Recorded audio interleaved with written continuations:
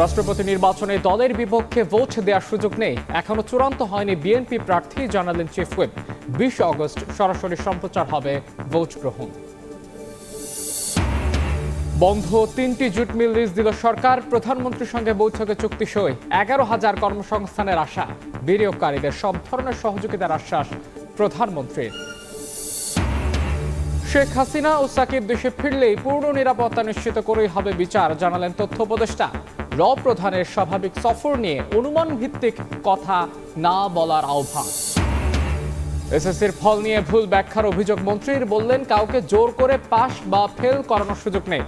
শতভাগ ফেল করা 312 স্কুলের বিষয়ে ব্যবস্থার হুঁশিয়ারি।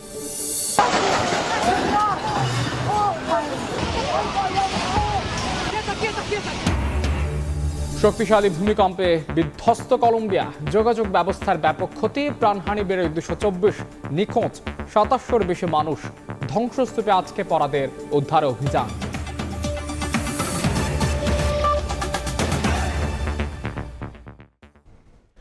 তীব্র গরমের মধ্যেই বিদ্যুৎ ঘাটতিতে সারা দেশে বেড়েছে লোডশেডিং। ঢাকায় পরিস্থিতি কিছুটা স্বাভাবিক থাকলেও বিভিন্ন জেলা শহর ও গ্রামে দিন রাত মিলিয়ে প্রায় অর্ধেক সময় থাকছে না বিদ্যুৎ। এতে বিপর্যস্ত হয়ে পড়েছে জনজীবন, ব্যাহত হচ্ছে ব্যবসা বাণিজ্য, এমনকি কলকারখানার উৎপাদনও। সোমবার রেকর্ড 3,671 মেগাওয়াট লোডশেডিং হয়েছে। ভ্যাপসা গরমের মধ্যে বেড়েছে লোডশেডিং। বাসাবাড়ি থেকে ব্যবসা প্রতিষ্ঠান, কোথাও নেই বিদ্যুৎ। গরমে অতিষ্ঠ মানুষের ভরসা হাত পাখা। রান্নারও কষ্ট হয়, আমরা কারেন্টে রান্না করি, তারপরে বাচ্চা কাচ্চা নিয়ে কিভাবে থাকা যায়। পানি নিয়ে কষ্ট, গরমের কষ্ট, তো স্থির হয়ে আছি। নগর থেকে গ্রাম সব জায়গায় একই পরিস্থিতি। শিডিউল ছাড়া ঘন্টার পর ঘন্টা বিদ্যুৎ না থাকায় চরম ভোগান্তিতে সাধারণ মানুষ। গ্রাহকের অভিযোগ, দিনরাত মিলিয়ে কোথাও কোথাও অর্ধেক সময় বিদ্যুৎ থাকছে না। ব্যাহত হচ্ছে গৃহস্থালির কাজকর্ম, শিশু ও বয়স্কদের পাশাপাশি বিপাকে শিক্ষার্থীরাও। জীবন অতিষ্ঠ হয়ে যাচ্ছে ভাই। সকালে নাই ঘুমেও শান্তি নাই, কাজ করেও শান্তি নাই। 12 ঘন্টার মধ্যে 6 ঘন্টা কারেন্ট থাকে না, আধা ঘন্টা আসে, 3 ঘন্টা নাই। এতে আমাদের ব্যবসার ক্ষতি হচ্ছে। এক সপ্তাহ ধরে ভয়াবহ লোডশেডিং এ বিপর্যস্ত খুলনার জনজীবন। শহরে দিনরাত মিলিয়ে 8 থেকে 10 ঘন্টা, আর গ্রামে 10 থেকে 12 ঘন্টা পর্যন্ত বিদ্যুৎ থাকছে না। বিকল্প বিদ্যুতের ব্যবস্থা না থাকায় নষ্ট হচ্ছে ফ্রিজের মালামাল। ব্যবসা বাণিজ্যের অবস্থা খুব খারাপ, এখন তো আমাদের চলাই দুষ্কর হয়ে যাচ্ছে। এক সপ্তাহ ধরে কোনো কারেন্ট আমরা পাচ্ছি না, মাঝে আসে আবার চলে যায়। সারা রাত কোনো কারেন্ট থাকে না, এই আসে যায়। চট্টগ্রামে দিনে কয়েক দফা বিদ্যুৎ না থাকায় বাসাবাড়ি, দোকানপাট ও ছোট শিল্প কারখানার স্বাভাবিক কার্যক্রম ব্যাহত হচ্ছে। মাদারীপুরের সবচেয়ে কষ্টে পল্লী বিদ্যুৎ সমিতির গ্রাহকরা। কারখানার উৎপাদন নেমে গেছে অর্ধেকে। দিনের মধ্যে 4 থেকে 5 বার কারেন্ট যায়, গেলে তার সাথে সাথে আসে না। ঘন্টা, 1.5 ঘন্টা, 2 ঘন্টা পর পর কারেন্ট আসে। মাল ভালো মতন ডেলিভারি দিতে পারি না এবং কাস্টমার ছিল 8 থেকে তো 10-12 বার কারেন্ট যায়, চলে যায়। আমরা কাম কাজ করতে পারি না। সিলেটের 4 জেলার পিডিবি এলাকায় রয়েছে বড় ঘাটতি। পল্লী বিদ্যুতের আওতাধীন এলাকাতেও পরিস্থিতি ভয়াবহ। ময়মনসিংহ নগরীর প্রায় প্রতিটি এলাকাতেই 1 থেকে 1.5 ঘন্টা পর পর বিদ্যুৎ বিভ্রাট ঘটছে। 24 ঘন্টার মাঝে 12 ঘন্টাও থাকে না। রান্না করতে যাচ্ছি কারেন্ট নাই, ঘুমাতে যাচ্ছি তখনও কারেন্ট নাই। আইসক্রিম রাখি, আইসক্রিম নষ্ট হয়ে যায়, ফ্রিজ লোডিং নেয় না। কারেন্ট না থাকলে আমাদের সম্পূর্ণ বৈশা থাকতে হয়। জাতীয় গ্রিড থেকেই সরবরাহ কম হওয়ায় এই ভোগান্তি। চাহিদা অনুযায়ী প্রয়োজনীয় বিদ্যুৎ পেলে জনভোগান্তি কমার আশা বিদ্যুৎ বিভাগের কর্মকর্তার। চাহিদা অনুযায়ী আমরা বিদ্যুৎ এখানে বরাদ্দ পাচ্ছি না। কিছুদিনের মধ্যে এই সমস্যা এখানে সমাধান হবে। আশা করি জেনারেশনের এখানে বৃদ্ধি পেলে আমরা আমাদের লোডশেডিং কমে আসবে। কুমিল্লায় চাহিদার বিপরীতে ঘাটতি 260 মেগাওয়াট, চট্টগ্রামে 141 মেগাওয়াট, নেসকোর আওতাধীন রংপুর মহানগরে 95 থেকে 110 মেগাওয়াট কম পাওয়া যাচ্ছে। শেরপুরে অর্ধেক পাওয়া গেলেও নীলফামারীতে তারও কম পাওয়া যাচ্ছে। এদিকে মানিকগঞ্জে 194 মেগাওয়াটের বিপরীতে 137 মেগাওয়াট বিদ্যুতের সরবরাহ রয়েছে। খাদিজা স্বপ্না, সময় সংবাদ। পূর্ণ সক্ষমতায় ফেরাতে 72 ঘন্টার জন্য বন্ধ থাকবে ত্রুটিপূর্ণ এলএনজি টার্মিনাল। এতে সংকট আরও তীব্র হওয়ার ইঙ্গিত দিলেন বিদ্যুৎ ও জ্বালানি প্রতিমন্ত্রী। চলমান গ্যাস বিদ্যুৎ সংকটের জন্য দুঃখ প্রকাশ করেছেন তিনি। বলেন, তাৎক্ষণিক সমাধান না থাকলেও সমাধানের চেষ্টা করছে সরকার। জ্বালানি খাতে বেসরকারি খাতে জোর দিয়ে মন্ত্রী জানান, কোনো প্রতিষ্ঠানকে বিশেষ সুবিধা নয়, তেল আমদানিতে সবার সমান সুযোগ তৈরির জন্যই এই নীতিমালা করা হচ্ছে। তীব্র লোডশেডিং, ভুতুরে বিলের অভিযোগ, কখনো তেল সংকট, আবার কখনো গ্যাসের জন্য হাহাকার। এই চ্যালেঞ্জ আরও তীব্র হয়েছে মধ্যপ্রাচ্যের উত্তেজনায়। এসবের মধ্যেই আবার বিদ্যুৎ বিতরণ ও জ্বালানি তেল আমদানি বেসরকারি খাতে ছেড়ে দেওয়ার আলোচনা। এমন পরিস্থিতিতে রাজধানীতে forum for energy reporters Bangladesh FERBর আয়োজন জ্বালানি খাতের সংকট, সম্ভাবনা ও উত্তরণের উপায় শীর্ষক সেমিনার। এতে সাম্প্রতিক গ্যাস বিদ্যুৎ পরিস্থিতি স্বীকার করে দুঃখ প্রকাশ করেন প্রতিমন্ত্রী। সময়টা আমাদের কারোর জন্য স্বস্তিকর নয়, বলতে কোনো দ্বিধা নেই। বিদ্যুতের চাহিদা এবং সরবরাহের মধ্যে একটি বড় ধরনের গ্যাপ রয়ে গেছে, একইভাবে জ্বালানিরও সরবরাহ গ্যাপ রয়েছে। এই সত্যটা কিন্তু আমরা অস্বীকার করছি না এবং করবও না। এই সমস্যার দায় আমাদের না, এ কথা বলেও পার পাবার কোনো সুযোগ নেই। তো আমি আপনাদেরকে এইটুকু আশ্বস্ত করতে পারি, তাৎক্ষণিক সমাধান সূত্র আমাদের পাশে না থাকলেও আমরা চেষ্টা করেছি কষ্ট কিভাবে লাঘব করা যায়। তবে কারিগরি জটিলতা সারাতে আবারও অন্তত 72 ঘন্টার জন্য বন্ধ রাখতে হতে পারে ত্রুটিপূর্ণ LNG টার্মিনালটি। তাই গ্যাস সংকট ফের তীব্র হওয়ার পূর্বাভাস দিলেন প্রতিমন্ত্রী। একটা বয়লারের কাজ চলছে, আরেকটা বয়লার কিন্তু এখনো কিন্তু ফাংশন হয়নি। এইটা ফাংশন করতে গেলে আবার সাময়িকভাবে প্রথম বয়লারটা অপারেশন বন্ধ রাখতে হবে। This is the biggest challenge. সেই কারণে আমরা তাদের সাথে আলোচনা চালাচ্ছি কোন সময়টা আমরা নির্ধারণ করতে পারি যে সময়ে মানুষের কষ্ট কম হবে। সেমিনারে জ্বালানি তেল আমদানি বেসরকারি খাতে ছাড়া হলে ভোক্তা স্বার্থ নিয়ে শঙ্কা তুলে ধরেন ক্যাবের জ্বালানি উপদেষ্টা। যখন কোনো সংকট তৈরি হয় তখন প্রাইভেট সেক্টর মুনাফা ম্যাক্সিমাইজ করে, তাহলে আমরা প্রাইভেট সেক্টরের হাতে নিরাপদ। যদিও মন্ত্রীর দাবি জ্বালানি তেল আমদানি বেসরকারি খাতে ছাড়া হলেও বাড়তি সুবিধা পাবে না বিশেষ কোনো প্রতিষ্ঠান। যখন জেনারেল আইন তৈরি হবে তখন তো একটা কোম্পানি তৈরি হবে না, সবার জন্য তৈরি হবে। দেশে 2টা পেট্রোল পাম্প থাকুক, একটা পদ্মা মেঘনা যমুনার থাকুক, একটা বেসরকারি থাকুক, যেমন ইন্ডিয়াতে আছে ইন্ডিয়ান ওয়েল আর রিলায়েন্স। আর যদি কারো যদি লাইন দিয়ে সস্তায় আমাদের কাছে কিনতে না চায়, বেশি দাম দিয়ে প্রাইভেটটা কিনবে, তো অসুবিধাটা কি আছে? এদিকে রাজধানীতে SDG বিষয়ক এক সেমিনারে জ্বালানি মন্ত্রী বলেন, মালয়েশিয়া থেকে কন্টেনার পদ্ধতিতে গ্যাস আমদানির পরিকল্পনা করছে সরকার। আমাদেরকে বেশি দাম দিয়ে LNG কিনতে হচ্ছে, আমাদের বেশি দাম দিয়ে ডিজেল কিনতে হচ্ছে বিকজ অফ হরমুজ। আমরা সব সোর্স ট্যাপ করছি যাতে তাড়াতাড়ি গ্যাসটাকে এনে আমাদের দেশের যে ক্রাইসিসটাকে উঠে করা যায়। মন্ত্রী জানান, কন্টেনার পদ্ধতিতে ভোলার গ্যাস কাজে লাগানোর চিন্তাভাবনা চলছে। 10% যেটাই হোক, যে ফিজিবল হবে। ফারুক ভিয়া, রবিন, সময় সংবাদ, ঢাকা। বন্ধ 3টি জুট মিল 2টি কোম্পানির কাছে লিজ দিল সরকার। প্রধানমন্ত্রী তারেক রহমানের সঙ্গে বৈঠকে সই হয়েছে এই সংক্রান্ত চুক্তি। এর মধ্য দিয়ে 11,000 মানুষের কর্মসংস্থানের আশা প্রকাশ করেছেন পাট ও বস্ত্র প্রতিমন্ত্রী মোহাম্মদ শরীফুল আলম। এদিকে দেশি বিদেশি বিনিয়োগকারীদের সহযোগিতা করতে সরকার প্রস্তুত রয়েছে বলে জানিয়েছেন প্রধানমন্ত্রী তারেক রহমান। সরকার গঠনের পর ভঙ্গুর অর্থনীতি পুনর্গঠন, বৈদেশিক মুদ্রা অর্জন, রিজার্ভ বাড়ানো আর কর্মসংস্থান তৈরিতে দেশি বিদেশি বিনিয়োগ বাড়াতে কাজ করছেন প্রধানমন্ত্রী তারেক রহমান। দেশি বিদেশি ব্যবসায়ী ও বিনিয়োগকারীদের সঙ্গে একের পর এক করছেন বৈঠক। মঙ্গলবার সকালে সচিবালয়ের মন্ত্রিপরিষদ বিভাগের সভাকক্ষে American chamber of commerce AmCham প্রতিনিধি দল সাক্ষাৎ করেন প্রধানমন্ত্রীর সঙ্গে। সংগঠনটির সভাপতি ও মাস্টার কার্ডের ভাইস প্রেসিডেন্ট সৈয়দ মোহাম্মদ কামালের নেতৃত্বে প্রতিনিধি দল সাক্ষাতে অংশ নেয়। এ সময় সরকার প্রধান বলেন, বর্তমানে বাংলাদেশে বিনিয়োগের অনুকূল পরিবেশ আছে। আগ্রহী বিদেশি বিনিয়োগকারীদের সব ধরনের সহযোগিতায় প্রস্তুত তার সরকার। এদিন সচিবালয়ে প্রধানমন্ত্রীর সঙ্গে সৌজন্য সাক্ষাৎ করেন বিশ্বের অন্যতম বৃহৎ ডিজিটাল পেমেন্ট নেটওয়ার্ক প্রতিষ্ঠান ভিসার এশিয়া প্যাসিফিক অঞ্চলের প্রেসিডেন্ট স্টিফেন কার্পিন। এই সময় ডিজিটাল কমার্সের গতি বাড়াতে, পেমেন্ট নিরাপত্তা আরও মজবুত করতে এবং দেশের ডিজিটাল রূপান্তরের পরবর্তী ধাপ নিশ্চিতে করণীয় নিয়ে আলোচনা হয়। বাংলাদেশ ডিজিটাল পেমেন্ট নতুন অধ্যায়ের দিকে এগিয়ে যাচ্ছে বলে মন্তব্য করেন স্টিফেন কার্পিন। বিনিয়োগকারীদের সব ধরনের সহযোগিতার আশ্বাসও দেন প্রধানমন্ত্রী। এদিকে পাট ও বস্ত্র মন্ত্রণালয়ের নিয়ন্ত্রণাধীন 3টি জুট মিল প্রাণ RFL ও হ্যামকো গ্রুপের কাছে লিজ দিয়েছে সরকার। বিকেলে সচিবালয়ে প্রধানমন্ত্রীর সঙ্গে বৈঠকে এই বিষয়ে চুক্তি সই করা হয়। বন্ধ থাকা মিল 3টি হচ্ছে খুলনার খালিশপুরের প্লাটিনাম জুবিলি জুট মিল, খুলনার দিঘলিয়ার স্টার জুট মিল এবং সিরাজগঞ্জের রায়পুরের জাতীয় জুট মিল। পরে প্রতিমন্ত্রী মোহাম্মদ শরীফুল আলম জানান, আগামী 6 মাসের মধ্যে বন্ধ হওয়া আরও কিছু কলকারখানা চালুর উদ্যোগ নিচ্ছে সরকার। প্রাণ আরএফএল গ্রুপ এবং হ্যামকো গ্রুপ এই দুইটি স্বনামধন্য শিল্প প্রতিষ্ঠানের সাথে আমরা 3টি মিলের বেসরকারি উদ্যোক্তাদের সাথে এই একটা লিজ চুক্তি স্বাক্ষর করেছি। বন্ধ মিলগুলো চালু করার মাননীয় প্রধানমন্ত্রীর যে উদ্যোগ ছিল, যেই কমিটমেন্ট ছিল, তার একটা শুরুটা আমরা করলাম এবং আগামী কিছুদিনের মধ্যে আরও কিছু মিলের চুক্তি স্বাক্ষর সম্পন্ন হবে। বন্ধ 3টি জুট মিলে 11,000 মানুষের কর্মসংস্থান তৈরি হবে বলে আশাবাদী পাট ও বস্ত্র প্রতিমন্ত্রী উদ্যোক্তাদের সাথে। আহমেদ সালেহীন, সময় সংবাদ, ঢাকা। রাষ্ট্রপতি নির্বাচনে দলের বিপক্ষে ভোট দেওয়ার কোনো সুযোগ নেই বলে মন্তব্য করেছেন সরকারি দলের চিফ হুইপ। সংসদ ভবনে নির্বাচনের প্রস্তুতি সভা শেষে তিনি জানান, বিএনপির প্রার্থী এখনো চূড়ান্ত হয়নি। এদিকে জুলাই সনদ অনুযায়ী নির্বাচন না হওয়া দুঃখজনক বলে মন্তব্য করেছেন বিরোধী দলের চিফ হুইপ। 3.5 দশক পর রাষ্ট্রপতি নির্বাচন হাতে বাকি সপ্তাহখানেক। নির্বাচনের চূড়ান্ত প্রস্তুতি নিয়ে মঙ্গলবার সকালে জাতীয় সংসদ ভবনে ভারপ্রাপ্ত স্পিকার কায়সার কামালের সঙ্গে বৈঠক করেন নির্বাচন কমিশন সচিব আখতার আহমেদ। অংশ নেন সরকারি ও বিরোধী দলের চিফ হুইপ, নির্বাচন কমিশন সচিব সহ সংসদ সচিবালয়ের কর্মকর্তারা।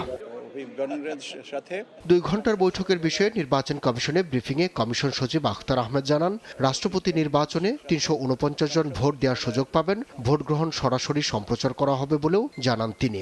অধিবেশন কক্ষে মাননীয় সংসদ সদস্যরা তারা অবস্থানে তাদের আসনে বসবেন।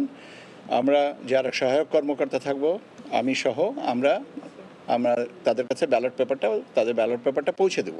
সরকারি দলের চিফ হুইপ জানান, দলের সিদ্ধান্তের বাইরে কেউ ভোট দিতে পারবেন না। আর জুলাই সনদ অনুযায়ী নির্বাচন না হওয়ায় আক্ষেপের কথা জানান বিরোধী দলীয় চিফ হুইপ। দলের সিদ্ধান্তের বাইরে তারা কোনো সিদ্ধান্ত গ্রহণ করতে পারবে না। যদি সিদ্ধান্ত গ্রহণ করে সেক্ষেত্রে তাদের সদস্যপদ বাতিল হবে। মাননীয় প্রধানমন্ত্রী ঘোষণা করবেন, তখন আমরা সবাই একসাথে জানবো। আমরা গোপন ব্যালটে হচ্ছে রাষ্ট্রপতি নির্বাচনটা করব এবং এটার জন্য সংবিধান সংশোধনেরও প্রয়োজন নেই। যে আইনটা আছে রাষ্ট্রপতি নির্বাচনে, সেখানেও যদি আইন সংশোধন করে গোপন ব্যালটের কথা বলতো তো সেটা করা যাইতো, কিন্তু আনফর্চুনেটলি এটা এখন হয় নাই। ভবিষ্যতে হবে এটা আমরা আশা করতেছি, কিন্তু যেহেতু নির্বাচন হচ্ছে এই জন্য আমরা গণতন্ত্রের সাথে অংশগ্রহণ। 20 আগস্ট দুপুর 2টা থেকে বিকেল 5টা পর্যন্ত রাষ্ট্রপতি নির্বাচনের ভোট গ্রহণ চলবে। এদিকে 27 আগস্ট বিকেল 3টায় জাতীয় সংসদের 3য় অধিবেশন ডেকেছেন অস্থায়ী রাষ্ট্রপতি হাফিজ উদ্দিন আহমদ। আব্দুল্লাহ শাফি, সময় সংবাদ, ঢাকা। ভারতীয় গোয়েন্দা সংস্থা র প্রধানের ঢাকা সফর স্বাভাবিক, তাই অনুমান নির্ভর কথা না বলার আহ্বান জানিয়েছেন প্রধানমন্ত্রীর তথ্য সম্প্রচার উপদেষ্টা ডক্টর জাহিদুর রহমান। সচিবালয়ের সাপ্তাহিক ব্রিফিংয়ে তিনি বলেন, শেখ হাসিনাকে প্রত্যর্পণ করা ভারতকে কড়া বার্তা দেওয়া হয়েছে। জানান, শেখ হাসিনা ও সাকিব আল হাসান দেশে ফিরলে পূর্ণ নিরাপত্তা নিশ্চিত করেই বিচার করা হবে। সোমবার প্রধানমন্ত্রী ও স্বরাষ্ট্রমন্ত্রীর সঙ্গে ঢাকায় নিযুক্ত ভারতীয় হাইকমিশনারের প্রথম সাক্ষাতের মধ্য দিয়ে বাংলাদেশ ভারত সম্পর্কের বিষয়টি নতুন করে আবারও আলোচনায়। মঙ্গলবার সরকারের বিভিন্ন কার্যক্রম নিয়ে সচিবালয়ে সাপ্তাহিক ব্রিফিং করেন তথ্য ও সম্প্রচার উপদেষ্টা ডাক্তার জাহিদুর রহমান। বাংলাদেশ ভারত নতুন সম্পর্ক নিয়ে উপদেষ্টা বলেন, শেখ হাসিনার প্রত্যর্পণে ভারতকে কড়া বার্তা দেওয়া হয়েছে। তাকে তো প্রত্যর্পণ করার কথা ছিল, সেটা তো হচ্ছেই না। রীতিমতো সংবাদ সম্মেলন করলেন। এই ব্যাপারগুলোকে ভারতের আন্তরিকভাবে নিতে হবে যে বাংলাদেশের সাথে ভবিষ্যৎ সম্পর্ক কিরকম হবে, কিভাবে হবে সেটার ব্যাপারে। সো এই বার্তাটা স্ট্রংলি দেয়া হয়েছে, এতে কোনো সন্দেহ নাই। শেখ হাসিনা কিংবা ক্রিকেটার সাকিব আল হাসান দেশে ফিরলে পূর্ণ নিরাপত্তা দিয়েই বিচারের মুখোমুখি করা হবে বলেও জানান উপদেষ্টা। সাকিব আল হাসান যদি দেশে আসেন, আপনার কি মনে হয় উনি নিরাপত্তাহীন থাকবেন? ভালো খেলোয়াড় হতে পারেন, উনি একজন নষ্ট পচে যাওয়া মানুষ। উনি আসবেন এবং ওনার নিরাপত্তার মাধ্যমে উনি ফেস করবেন ওনার যা যা অভিযোগ আছে, এবং সেখানে যা যা আইনগত ব্যাপার আছে সব তিনি মেনে নিয়ে যদি আসেন, কোনো সমস্যা আমি দেখি না। হাসিনাও যদি বাংলাদেশে আসেন, পূর্ণ নিরাপত্তার সাথে তিনি আসবেন, পূর্ণ নিরাপত্তার সাথে তিনি বিচারিক প্রক্রিয়ায় যাবেন, পূর্ণ অধিকার ভোগ করবেন বিচারিক প্রক্রিয়ায়। ভারতীয় গোয়েন্দা সংস্থা র প্রধানের বাংলাদেশ সফর স্বাভাবিক বিষয়, তাই অনুমান নির্ভর কথা না বলতে আহ্বান জানান উপদেষ্টা। সো এটা তার এক ধরনের সফর এবং আমাদের যে কাউন্টার পার্ট আছে তার সাথে বসবেন, কিন্তু এটা নিয়ে স্পেকুলেশনের কিছু নেই। যেমন আমাদের যিনি গোয়েন্দা প্রধান আছেন তিনি তো ভারতে গিয়েছিলেন। সপ্তাহে একদিন বিনামূল্যে স্কুল শিক্ষার্থীদের জুলাই স্মৃতি জাদুঘর পরিদর্শনের ব্যবস্থা করা হবে বলেও জানান তথ্য উপদেষ্টা। এই জাদুঘরের একটা দিন আমরা স্কুলের জন্য নির্ধারণ করা। প্রসূন আশিস, সময় সংবাদ, ঢাকা।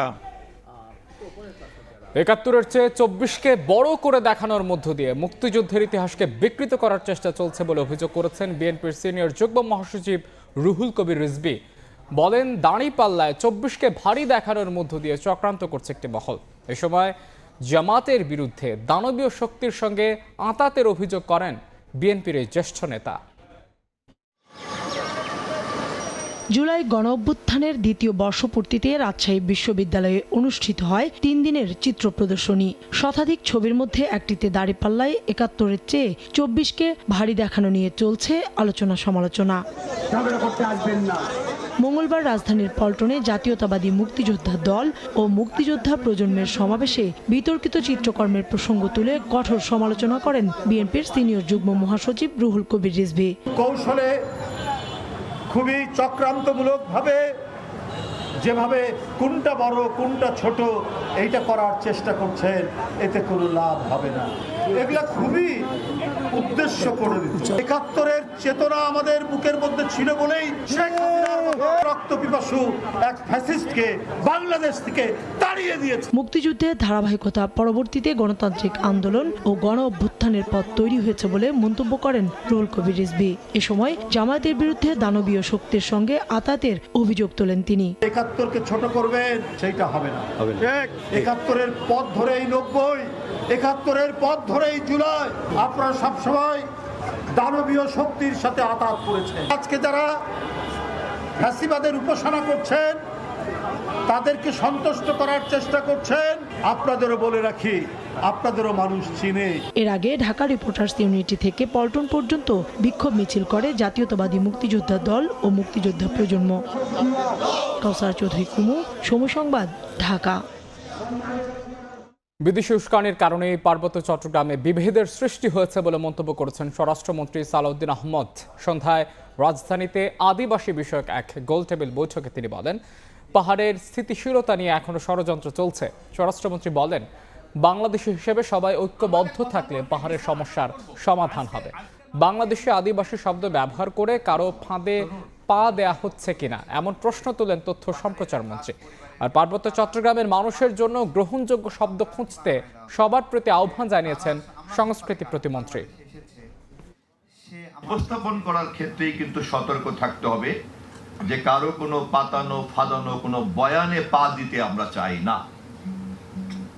বাংলাদেশের জনমিতিকে বুঝতে চাইলে পরে অভিবাসীদের চশমা দিয়ে কিন্তু এই জনমিতিকে দেখা যাবে না।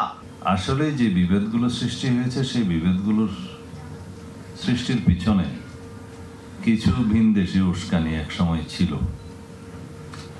এই সমস্যা শুধু একজনের ভাষণের প্রেক্ষিতে হয় নাই, এবং এখনো সেই অঞ্চলে যে বিভিন্ন ষড়যন্ত্র চালু নেই সেটা কেউ হলফ করে বলতে পারবে না। আমাদের কি করণীয়?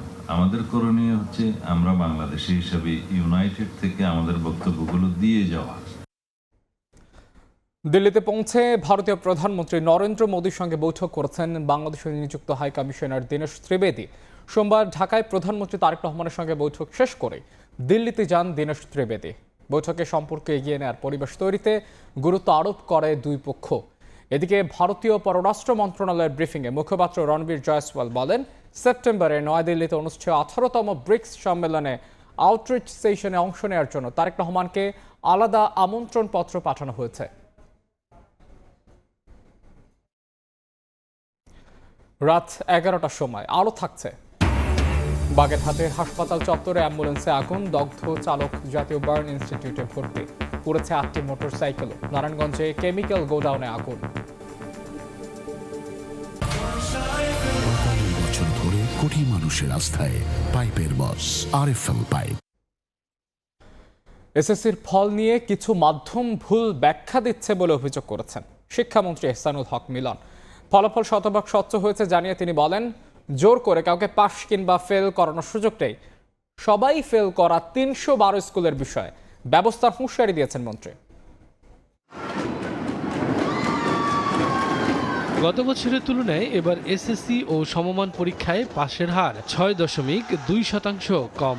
কমেছে জিপিএ 5। এমন পরিস্থিতিতে ফলাফল নিয়ে চলছে নানা আলোচনা সমালোচনা। মঙ্গলবার সকালে রাজধানীর ফার্মগেটে বাংলাদেশ কৃষি গবেষণা কাউন্সিল মিলনায়তনে এক সেমিনারে শিক্ষামন্ত্রী এহসানুল হক মিলন অভিযোগ করেন এসএসসির ফল নিয়ে ভুল ব্যাখ্যা দিচ্ছে বিভিন্ন মহল। কাউকে জোর করে পাস কিংবা ফেল করানো যায় না বলেও মন্তব্য করেন তিনি। ড্রপ কি করানো যায়? জোর করে কি রেজাল্ট ফেল করানো যায়? জোর করে কি পাস করানো যায়? This is a real story, facts. শতভাগ ফেল করা প্রতিষ্ঠানগুলোর বিরুদ্ধে ব্যবস্থা নেওয়া হবে জানিয়ে প্রয়োজনে বন্ধ করে দেওয়ার হুঁশিয়ারি দেন মন্ত্রী। একটি প্রতিষ্ঠান সরকারের কাছ থেকে টাকা নেবে, বেতন নেবে, সেই প্রতিষ্ঠান জিরো পাবে, এটা কি হতে পারে? নিশ্চয়ই এটা হতে পারে না।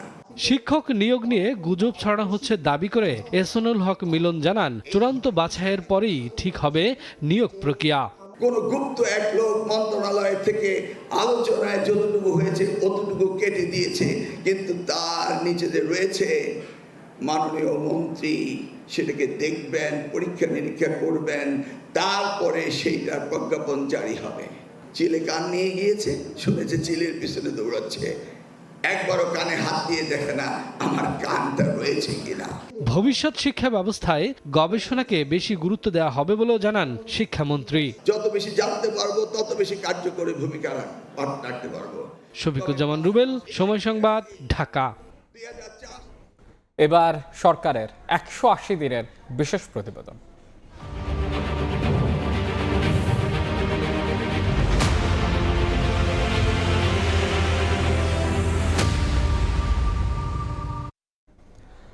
নির্বাচনী প্রতিশ্রুতি অনুযায়ী 180 দিনে শিক্ষাক্রমকে আনন্দময় করার কাজ করছে সরকার। সেই সঙ্গে প্রাথমিক বিদ্যালয়ের শিক্ষার্থীদের এ মাস থেকে বিনামূল্যে দেওয়া হচ্ছে ইউনিফর্ম। জোর দেওয়া হচ্ছে কারিগরি শিক্ষায়। নূরে আলমের রিপোর্টে বিস্তারিত। বর্তমান সরকার দায়িত্ব নেয়ার পর থেকে অন্যতম গুরুত্বপূর্ণ খাত হিসেবে শিক্ষাকে গুরুত্ব দিচ্ছেন প্রধানমন্ত্রী তারেক রহমান। শিক্ষাকে আনন্দময় এবং খেলাধুলাকে সর্বোচ্চ গুরুত্ব দেওয়ার নির্দেশ দিয়েছেন তিনি। সরকারের 180 দিনের পরিকল্পনায় আরও ছিল ওয়ান টিচার ওয়ান ট্যাব, বাধ্যতামূলক তৃতীয় শিক্ষা, সবার জন্য কারিগরি শিক্ষা, বিনামূল্যে স্কুল ড্রেস ও জুতা প্রদান। তারই অংশ হিসেবে এরই মধ্যে শিক্ষাক্রম পরিমার্জনের কাজ শুরু হয়েছে। আগামী শিক্ষাবর্ষে 4র্থ শ্রেণীতে বাংলাদেশের সংস্কৃতি এবং 60টি খেলা বাধ্যতামূলক। ষষ্ঠ শ্রেণীতে চালু হচ্ছে লার্নিং উইথ হ্যাপিনেস বই। সেই সঙ্গে প্রাথমিকের শিক্ষার্থীদের বিনামূল্যে স্কুল ইউনিফর্ম বিতরণ শুরু হচ্ছে চলতি মাসে। আমরা মনে করি আল্লাহর রহমতে অনেক অগ্রসর হয়েছে এবং আমাদের টোটাল ম্যানিফেস্টো প্রমিসেসগুলো অল্প কিছু সময়ের ভেতরে, মানে 2 থেকে 3 বছর, বস্তু 4 থেকে 5 বছর এর ভেতরে হয়তো আমরা মিট করতে সক্ষম হব। সরকার প্রতিশ্রুতি অনুযায়ী কাজ শুরু করেছে জানিয়ে শিক্ষা গবেষকরা বলছেন, শিক্ষাক্রম সহ নানা কার্যক্রম সফল করতে হলে যথাযথ প্রস্তুতি নিয়ে কাজ করতে হবে। বাংলাদেশের জাতীয়তাবাদের বীজটা তার ভিতরে ছোটবেলা থেকেই যাতে করে বপিত হয় এবং সেটা যেন সে ধারণ করে বড় হয়, এইটা একটা পজিটিভ দিক হবে। এটা তবে এই সময়ের মধ্যে বেশ কয়েকটি বিশ্ববিদ্যালয়ে ছাত্র সংগঠনগুলো নিজেদের মধ্যে সংঘাতে জড়িয়ে পড়ে। আগামীতে এই সংকট কাটাতে সরকার, বিরোধী দল সহ সংশ্লিষ্ট সব মহলকে সঙ্গে নিয়ে কাজ করার পরামর্শ সংশ্লিষ্টদের। ওই মেসেজটা দিয়ে দেয়া উপাচার্যদেরকে, উপাচার্য মহোদয়দেরকে, প্রিন্সিপাল স্যারদেরকে যে সে যেই দলই করুক কোনো অসুবিধা নাই, কিন্তু সে বৈধ ছাত্র কিনা এবং সে অন্যকে হার্ম করতেছে না। গবেষকরা বলছেন, শিক্ষার টেকসই উন্নয়ন করতে হলে শিক্ষা কমিশন গঠন করতে হবে। নূরে আলম, সময় সংবাদ, ঢাকা। বাংলাদেশে বিনিয়োগ করতে জাপানি ব্যবসায়ীদের আহ্বান জানিয়েছেন স্বরাষ্ট্রমন্ত্রী সালাউদ্দিন আহমদ। রাতে রাজধানীতে একটি অনুষ্ঠানে তিনি বলেন, বাংলাদেশে বিনিয়োগ করা অন্য অনেক দেশ থেকে নিরাপদ। এ সময় অনুষ্ঠানে উপস্থিত ছিলেন টিএসআই লিমিটেডের চেয়ারম্যান সৈয়দ মাহমুদুল হক, বিসিবির পরিচালক সাইদ ইব্রাহিম আহমদ, সময় টেলিভিশনের সিইও জোবায়ের বাবু সহ জাপানি কয়েকজন ব্যবসায়ী।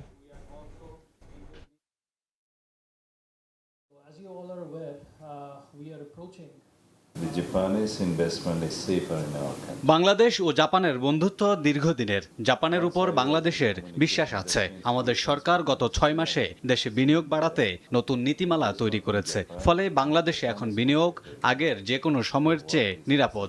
আমরা জাপানকে বেশি বেশি বিনিয়োগের আহ্বান জানাই। এবার বাণিজ্যের খবর।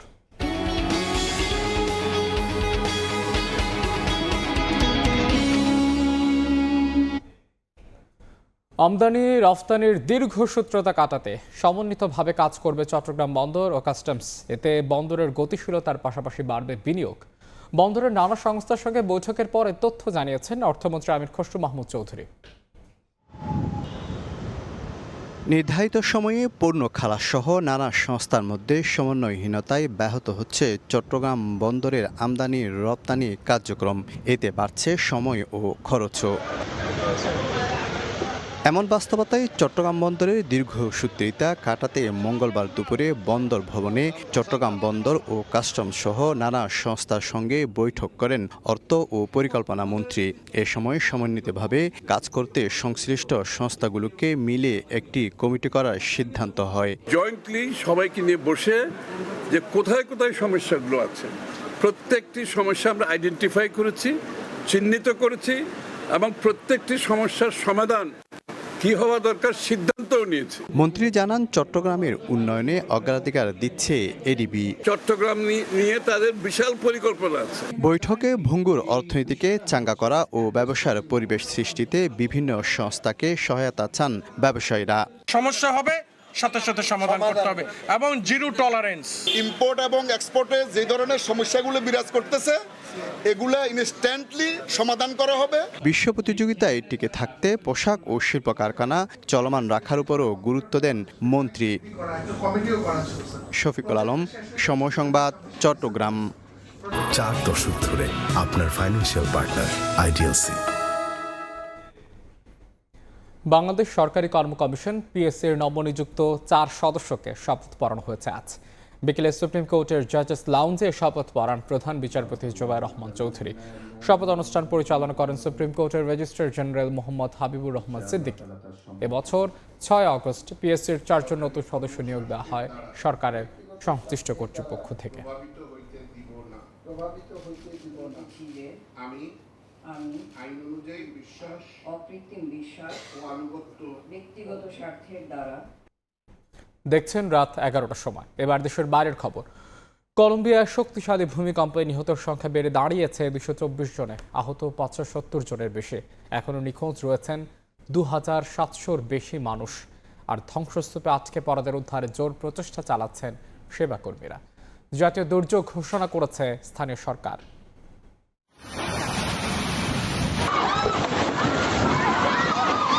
স্থানীয় সময় সোমবার দক্ষিণ আমেরিকার দেশ কলম্বিয়ার পশ্চিমাঞ্চলে আঘাত হানে 7.4 মাত্রার শক্তিশালী ভূমিকম্প। সান হোসে দেল পালমারের কাছে ছিল কম্পনের উৎপত্তি স্থল। সরকারি হিসেবে এখন পর্যন্ত বহু মানুষের মৃত্যু হয়েছে, আহত শত শত মানুষ, নিখোঁজ রয়েছেন অনেকে। ভূমিকম্পের পরপরই জোরদার করা হয়েছে উদ্ধার তৎপরতা। ধ্বংসস্তূপে আটকে পড়াদের উদ্ধারে কাজ করছেন ফায়ার সার্ভিস, দুর্যোগ ব্যবস্থাপনা দল ও স্থানীয় স্বেচ্ছাসেবীরা। সহায়তায় ক্ষতিগ্রস্ত এলাকায় মোতায়েন করা হয়েছে সেনাবাহিনীও। এদিকে ভূমিকম্প মোকাবিলায় কলম্বিয়াকে $1.55 কোটি সহায়তার ঘোষণা দিয়েছে যুক্তরাষ্ট্র। দেশটিতে থাকা মার্কিন পর্যটকদেরও সহায়তার কথা জানিয়েছে বোগোতার দূতাবাস। ভূমিকম্পের প্রভাব পড়েছে দেশটির বিমান যোগাযোগেও। নিরাপত্তা যাচাইয়ে বেশ কয়েকটি বিমানবন্দরে সাময়িকভাবে কার্যক্রম বন্ধ রাখা হয়। নাসরিন রুমি, সময় সংবাদ। অরুণাচল প্রদেশ নিয়ে ভারত চীনের দীর্ঘ বিরোধ আবারও নতুন করে মাথাচাড়া দিয়ে উঠেছে। গত 7 আগস্ট ভারতের সরকারি মানচিত্রে অরুণাচল প্রদেশের 27টি স্থান ও ভৌগোলিক বৈশিষ্ট্যের আনুষ্ঠানিক নাম যুক্ত করা হয়। এর মধ্যে রয়েছে ভূমি, গিরিপথ, হ্রদ ও একটি স্মৃতিস্তম্ভ। বেজিংয়ের দাবি, নয়াদিল্লির এই পদক্ষেপ অবৈধ এবং অকার্যকর।